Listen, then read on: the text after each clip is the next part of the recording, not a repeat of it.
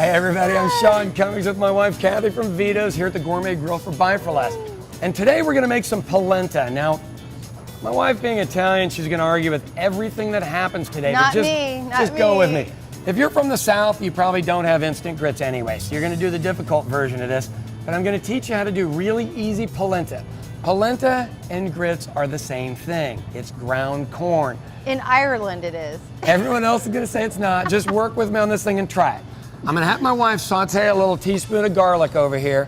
What I have inside this container is 2.5 cups of chicken stock. And it's just Swanson's chicken stock, nice and simple. She's gonna add the garlic to it, and then we're gonna go from there. Basically, you're making liquid cheesy grits. Now, in the South, cheesy grits are a breakfast item. Those of you that are in the North aren't really gonna know what any of this is, but just roll with me. It's basically soup with a little bit of corn mixed in it, and it swells out, and then you throw a bunch of cheese in there, and you throw it underneath anything you want. Today we're gonna do it as grilled vegetables. I'm doing a whole bunch of gluten-free stuff these days. This is a gluten-free day, even with all the cheese, all the vegetables, everything else. And who doesn't like cheese? I'm with you. I know. Cheese and sour cream. If I want to sell something in the restaurant, a little sour cream or ranch on Exactly. it, and it's rolling out the door. Evidently, my wife is confused at what a teaspoon of garlic would be, or tablespoon for that matter.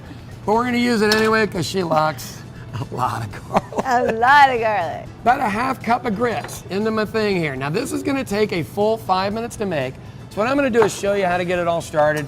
We'll break for a minute and come back. Most importantly, let me tell you a few fallacies on the Italian thing. Go ahead and write me letters if you want, but I've been cooking this a while.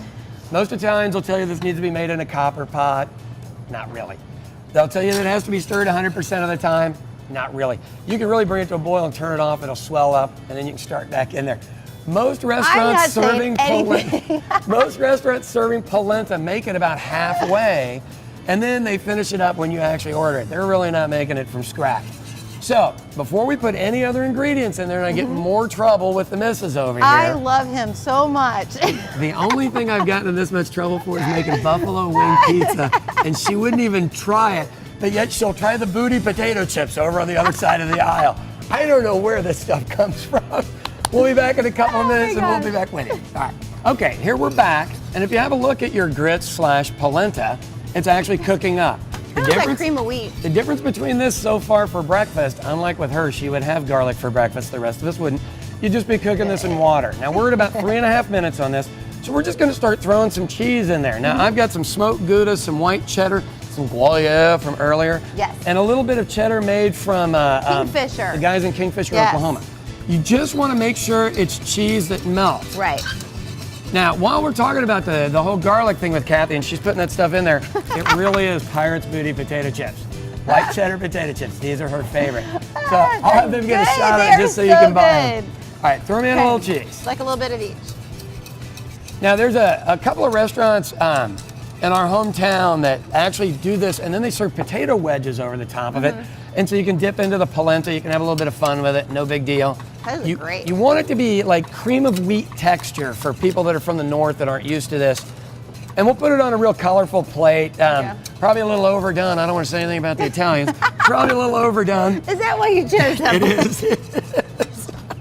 What we're missing is a fountain somewhere. Oh my God. Anyway. Or red velvet. Now, if you look at the texture of this thing, it literally looks like kind of almost like soup or cheese. That's what we're looking for. Cheese. You get a little spoon there? Let me see your garlic spoon. There you go. I'll do it from the other side of this and taste it.